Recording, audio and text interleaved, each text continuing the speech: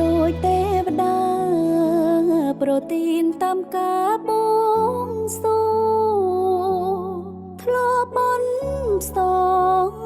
បងជួបនោះម្នាក់ល្អ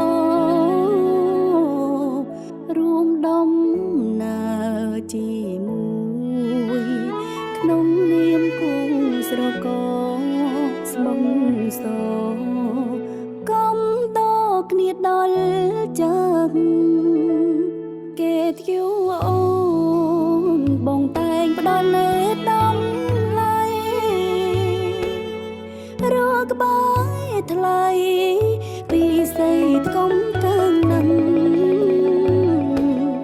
បងគិតគូរាំងសាអូនដោយព្រះនាងម្ចាស់កំក្ដៅខ្លាំងណាស់បានបងធ្នងថែចាបេះដូងអូនអើ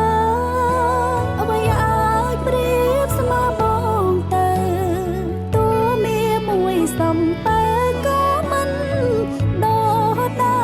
រនៃសុខសាន្តរួមគ្នាទុកជាប្រវត្តិសាស្ត្រស្នេ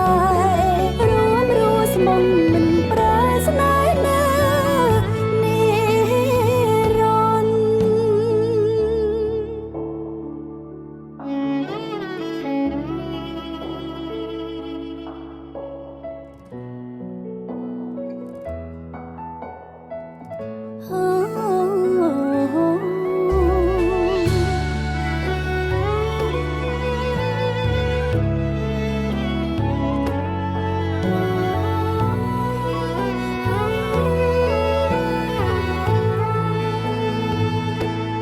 តរងឆោ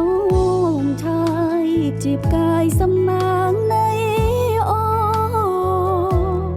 កាបេងដងសុំថែជាប់ក្នុងដៃបងប្រងគុលផ្កាស្លាពិតជាមានតម្លៃមានន័យចាប់ដៃគ្នារក្សាថែ